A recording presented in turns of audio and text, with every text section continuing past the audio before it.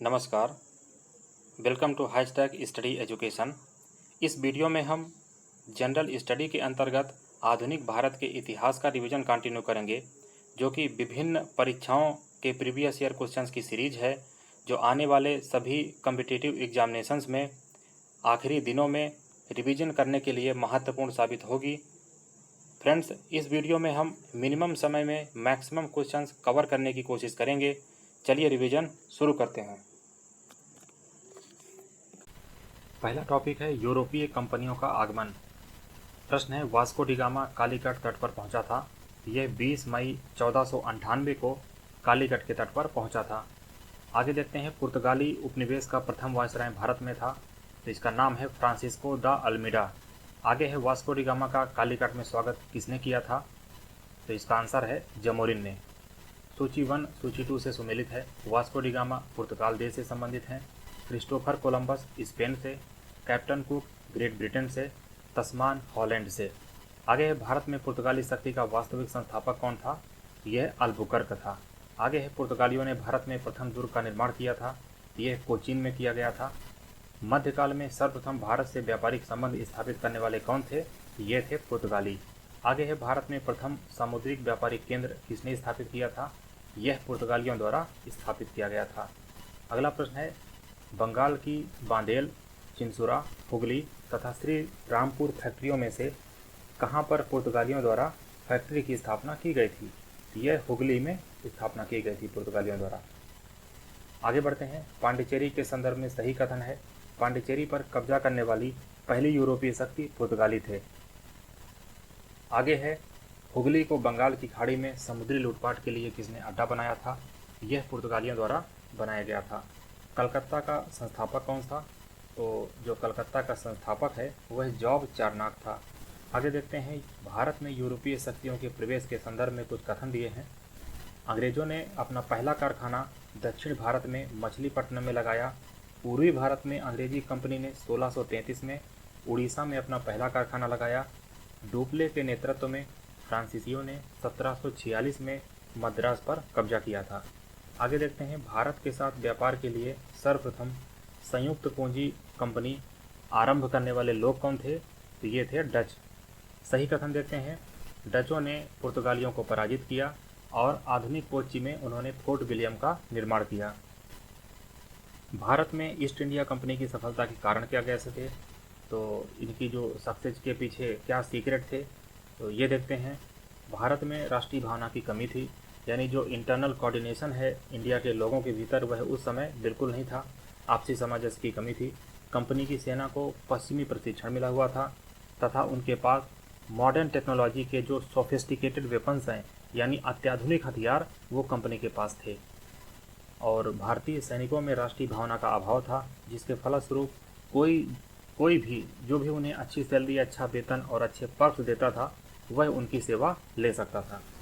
आगे देखते हैं, ब्रिटिश कंपनियों में भारत में व्यापार करने वाला पहला आधिकारिक पत्र प्राप्त हुआ, यह लिवेंट कंपनी को प्राप्त हुआ था। आगे बढ़ते हैं, लंदन में ब्रिटिश ईस्ट इंडिया कंपनी के गठन के समय भारत का बादशाह कौन था, तो ये थे अकबर। आगे है, वह मुगल सम्राट जिसके शासनकाल में ईस्ट इंडिया कंपनी ने भारत में सर्वप्रथम कारखाना खोला था, तो ये थे जहांगीर। आगे देखते हैं, भारत में 1613 में अंग्रेजों ने पहली फैक्ट्री स्थापित की थी, तो यह सूरत में स्थापित की गई थी। वह अंग्रेज अधिकारी जिसने पुर्तगाली को सोयली के स्थान पर हराया था, तो वह था थॉमस बेस्ट। आगे देखते हैं, यूरोपीय व्यापारिक कंपनियों में से सूरत में सर्वप्रथम अपना कारखाना स्थापित किया था, यह अंग्रेजों ने स्थापित किया था। ब्रिटिश ईस्ट इंडिया कंपनी ने बम्बई लिया था, तो यह पुर्तगालियों से इन्होंने बम्बई को लिया था। आगे है, ईस्ट इंडिया कंपनी का गवर्नर जिसे औरंगजेब द्वारा भारत से निष्कासित किया गया था, तो वह है सर जॉन चाइल्ड्स। आगे देखते हैं, प्रथम कर्नाटक युद्ध का तत्कालिक यानी इमीडिएट रीज़न क्या था, इसका इमीडिएट जो तत्कालिक कारण था वह था अंग्रेजों द्वारा फ्रांसीसी जहाज़ों का अधिग्रहण। आगे है, कर्नाटक युद्ध लड़ा गया, यह अंग्रेज और फ्रांसीसी के मध्य लड़ा गया। सही सुमेलित देखते हैं, प्रथम कर्नाटक युद्ध यह एक्सला चैपल की संधि से समाप्त हुआ। द्वितीय कर्नाटक युद्ध यह मतलब अनिर्णायक रहा, इसमें किसी तरह का कोई डिसीजन नहीं आ पाया। तृतीय कर्नाटक वार ये पेरिस की संधि से अंत हुआ, और प्रथम मैसूर युद्ध यह ब्रिटिश की हार से समाप्त हुआ। आगे देखते हैं, प्रथम यूरोपीय व्यक्ति जिसने भू क्षेत्र अर्जित करने के उद्देश्य से भारतीय राजाओं के झगड़ों में भाग लेने की नीति आरंभ की थी, तो ये थे डुप्ले। आगे देखते हैं, भारत में फ्रांसीसियों ने अपना सबसे पहला कारखाना कहाँ स्थापित किया गया था, तो इन्होंने सबसे पहला कारखाना सूरत में स्थापित किया था। आगे है, फ्रांसीसी ईस्ट इंडिया कंपनी संस्थापित हुई थी, तो ये लुई 14वें के शासनकाल में स्थापित हुई थी। भारत में फ्रांसीसी कंपनी का संस्थापक माना जाता है, तो यह काल्बर्ट को माना जाता है। बंगाल में डचों द्वारा स्थापित कारखाना था, यह चिनसुरा में था। आगे देखते हैं, फ्रांसीसी दक्कन में शक्ति आंदोलन स्थापित करने में असफल रहे, क्योंकि अंग्रेजों की फौज उनसे शक्तिशाली थी। आगे है, भारत में यूरोपीय शक्तियों का आगमन का जो क्रम है वो कौन सा है, तो सबसे पहले भारत में पुर्तगाली आए, उसके बाद डचों का आगमन हुआ, और तत्पश्चात अंग्रेज आए, और सबसे लास्ट में फ्रांसीसी आए। और यहाँ पर ये फैक्ट है कि पुर्तगाली आए तो सबसे पहले, लेकिन भारत से सबसे बाद में गए। आगे देखते हैं, सही सुमेलन है पांडिचेरी, ये फ्रेंच से संबंधित है, गोवा पुर्तगीज से, ट्रॉन के बार डेनिश से, और सद्रास डचों से। आगे है, यूरोपियों में से स्वतंत्रता पूर्व भारत में व्यापारी के रूप में सबसे अंत में आए, तो ये सबसे अंत में आए थे फ्रांसीसी। आगे बढ़ते हैं, अगला टॉपिक है ईस्ट इंडिया कंपनी और बंगाल के नवाब। इसमें पहला प्रश्न देखते हैं, मुगल सम्राट द्वारा नियुक्त बंगाल का अंतिम गवर्नर था, तो यह बंगाल का अंतिम गवर्नर था मुर्शीद कुली खान। वह युद्ध जिसने भारत में ब्रिटिश प्रभुत्व को प्रारंभ किया, तो वह युद्ध था 1757 का, जो कि प्लासी का युद्ध कहा जाता है। आगे देखते हैं, सिराजुद्दौला लॉर्ड क्लाइव द्वारा पराजित हुआ था, तो यह प्लासी के युद्ध में। भारतवर्ष में ब्रिटिश साम्राज्य का जो संस्थापक है वह है लॉर्ड रॉबर्ट क्लाइव। आगे देखते हैं, अल्बुकर्क, रॉबर्ट क्लाइव, डुप्ले तथा लॉर्ड कॉर्नवालिस में से जिसे स्वर्ग से उत्पन्न नायक कहा जाता है, तो वह है रॉबर्ट क्लाइव। आगे है, प्लासी का जो युद्ध मैदान है वह पश्चिम बंगाल में है। प्लासी का युद्ध कब लड़ा गया था, तो इसका ईयर है 1757 यानी 1757। आगे देखते हैं, बंगाल का वह नवाब जिसने अपनी राजधानी मुर्शिदाबाद से मुंगेर स्थानांतरित किया, तो इनका नाम है मीर कासिम, यानी ये मीर कासिम थे जिन्होंने अपनी राजधानी मुर्शिदाबाद से मुंगेर स्थापित किया था। आगे है, सबसे अधिक निर्णायक युद्ध जिसने अंग्रेजों के भारत में प्रभुत्व को स्थापित किया, तो सबसे निर्णायक युद्ध 1764 बक्सर का युद्ध था। आगे है, बक्सर के युद्ध के समय दिल्ली का शासक कौन था, ये थे शाह आलम द्वितीय। बक्सर के लड़ाई के समय बंगाल का नवाब था मीर जाफर। इंग्लैंड की ईस्ट इंडिया कंपनी की भारत की प्रथम निर्णायक जो सैन्य सफलता मानी जाती है, तो यह है बक्सर का युद्ध 1764। आगे है, ईस्ट इंडिया कंपनी को दीवानी प्रदान की थी, यह शाह आलम द्वितीय ने दी थी। 1765 में ईस्ट इंडिया कंपनी को बंगाल की दीवानी प्रदान की, तो मुगल सम्राट ने। आगे देखते हैं, वह गवर्नर जिसके कार्यकाल में ईस्ट इंडिया कंपनी को शहंशाह शाह आलम द्वारा बंगाल, बिहार, उड़ीसा में दीवानी अधिकार दिए गए, तो ये थे लॉर्ड क्लाइव। सम्राट शाह आलम द्वितीय ने ईस्ट इंडिया कंपनी को बंगाल, बिहार तथा उड़ीसा की दीवानी प्रदान की थी, तो यह 12 अगस्त 1765 को। आगे देखते हैं, इलाहाबाद की संधि के बाद रॉबर्ट क्लाइव ने मुर्शिदाबाद का उप दीवान नियुक्त किया था। यह किसको नियुक्त किया था, ये थे मोहम्मद रजा खान। आगे देखते हैं, 1765 में दीवानी प्रदान किए जाने के बाद ब्रिटिश सबसे पहले जिस पर्वतीय जनजाति के संपर्क में आए, तो वह पर्वतीय जो ट्राइब थी वो कौन थी, तो इसका नाम है खासी। 18वें शतक में भारत में लड़े गए युद्धों का सही क्रम कैसा है, तो सबसे पहले है अंबर युद्ध, इसके बाद है प्लासी युद्ध, इसके बाद है बांडीवास, और उसके बाद है बक्सर का युद्ध। आगे देखते हैं, बांडीवास जो कि 1760 में ब्रिटिश ने इसमें फ्रेंच को हराया था। आगे देखते हैं,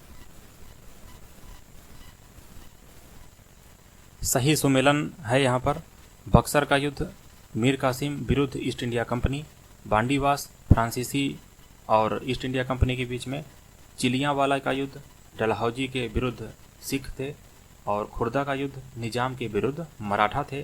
भारत में अंग्रेज़ों का सबसे ज़्यादा जो विरोध किया ये मराठों द्वारा किया गया था।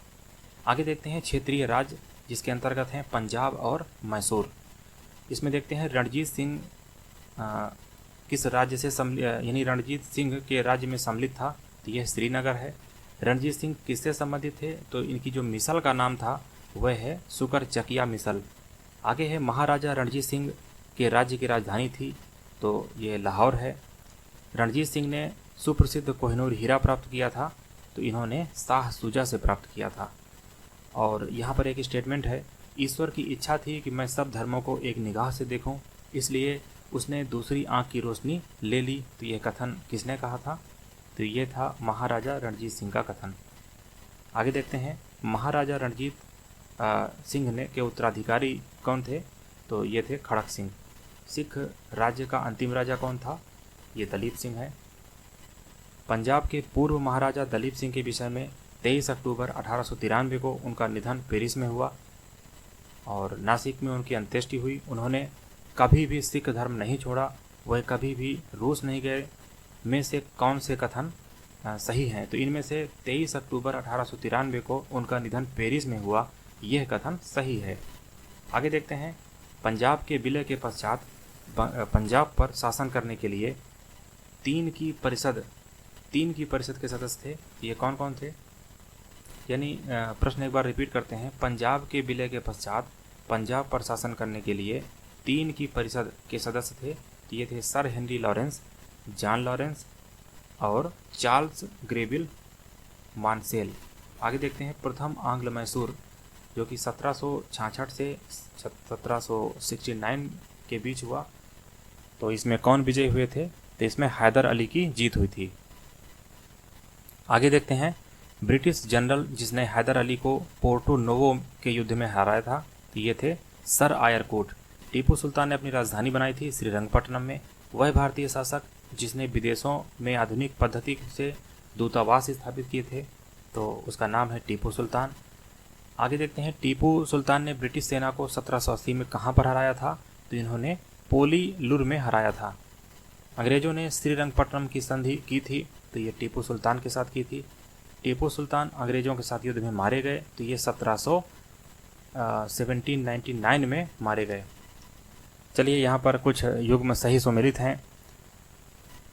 प्रथम आंग्ल मैसूर युद्ध, इसमें हैदर अली की जीत हुई थी। द्वितीय आंग्ल मैसूर युद्ध ये अनिर्णायक था। तृतीय आंग्ल मैसूर युद्ध टीपू सुल्तान युद्ध में पराजित हुआ और अपना भूभाग अंग्रेजों को दे दिया। और चौथे आंग्ल मैसूर युद्ध जो कि 1799 में लड़ा गया था, उसमें टीपू पराजित हुआ था और युद्ध में मारा गया था। आगे देखते हैं बेगम समरू ने एक अति प्रसिद्ध चर्च का निर्माण करवाया था, तो इन्होंने सरधना में निर्माण कराया था। सही कथन देखते हैं महाराजा रणजीत सिंह ने लाहौर में तोपों के निर्माण के लिए आधुनिक ढलाई खाने स्थापित किए। आमेर में सवाई जयसिंह ने यूक्लिड के रेखागणित के तत्वों का संस्कृत में अनुवाद कराया। मैसूर में टीपू सुल्तान ने श्रृंगेरी मंदिर में देवी शारदा की मूर्ति के निर्माण के लिए धन दिया। तो ये सारे कथन सही हैं। इसमें है सही कथन कौन है, प्लासी के युद्ध में सिराजुद्दौला की पराजय के लिए मीर जाफर ने अंग्रेजों से षड्यंत्र रचा था, यानी मीर जाफर अंग्रेजों के साथ मिलकर षड्यंत्र रचा था। और अगला टॉपिक है गवर्नर जनरल और वायसराय। फ्रेंड्स, इस वीडियो में इतना ही। इस सीरीज को अगले वीडियोस में कंटिन्यू करेंगे। यदि यह सीरीज आपको पसंद आ रही है तो ज़रूर कमेंट में बताएं। Thank you very much.